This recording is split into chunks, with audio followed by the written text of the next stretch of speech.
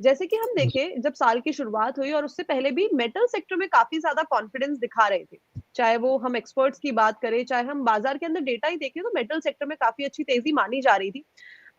इसके पीछे की मुझे खबर नहीं पता, तो ये मैं आपसे जानना चाहूंगी अगर आपकी नॉलेज में है, कि अगर हम आज मेटल का देखें तो मेटल सबसे लोएस्ट परफॉर्मर है, साथ में जो मेटल सेक्टर का नेशनल एल्यूमिनियम है वो आज अभी तक का टॉप लूजर है। ये जो एकदम से हमने स्पाइक डाउन देखा है इस सेक्टर में, उसके पीछे की वजह क्या है सर? हाँ, देखिए Kanchan ji, lots of reasons are there. China का डिमांड भी है, चाइना की तरफ से जो डेटाज आते हैं वो भी है, कमोडिटी प्राइसेस भी है, ये सारी चीजें हैं। बहुत सारे मैक्रो इकोनॉमिक्स फैक्टर्स भी इस पे काम करती है। डॉलर इंडेक्स का भी काफी सारा रोल होता है कि डिमांड और सप्लाई को प्ले करने के लिए। तो ये जो देखिए, अगर एज ए पोजिशनल व्यू की बात करूँ ना, तो पोजिशनली देखिए, पोजिशनली मेटल सेक्टर अभी बहुत ही रोबस्ट है। अगर इसमें कोई बड़ा डीप आता है तो पोर्टफोलियो पे ऐड करने के लिए खास करके सेल है, नेशनल एल्यूमिनियम है, ये सब है।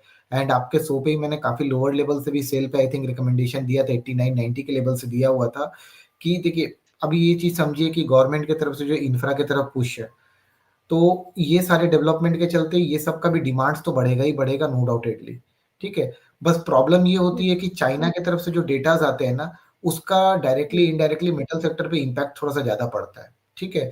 उनके यहाँ से अगर डिमांड थोड़ा सा रोबस्ट होता है तो देखने मिलता है कि यहाँ पे मेटल सेक्टर में स्पाइक्स आ गए। उनके तरफ से अगर पता चलता है कि डिमांड थोड़ा सा डेंट हो रहा है या वो कुछ भी कर रहे हैं, तो उसके तरह से यहाँ पे मेटल सेक्टर में फ्लेक्सिबिलिटी बनी रहती है। बट अगर मैं सेल, नेशनल एल्यूमिनियम की बात करूँ तो मल्टी ईयर ब्रेकआउट्स चार्ट्स पे विजिबल हो रहे हैं। तो मेरे हिसाब से बाई ऑन डिप्स रखिए, पोर्टफोलियो पे ऐड करिए। लोअर लेवल से डेफिनेटली 70-80% के करीब सब बढ़ चुके हैं, बट डेफिनेटली अभी भी ये और ऊपर का घर है। यहाँ से मेटल सेक्टर में और भी समझिए 100 से 200% की तेजी आने वाले दिनों में देखने मिल सकती है।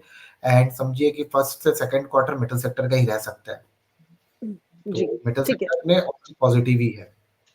जी, ठीक है। तो एक अपॉर्चुनिटी हमें मिल रही है इस टाइम पे, जो हमें डाउन देखने को मिल रहा है। हो सकता है कि आप पर्टिकुलर स्टॉक में, लेकिन अपने पर्सनल फाइनेंशियल एडवाइजर से सलाह ज़रूर ले लें। ये सिर्फ़ एक नॉर्मल डिस्कशन चल रहा है, यहाँ पे कोई भी अभी तक स्टॉक रिकमेंडेशन नहीं दी गई है।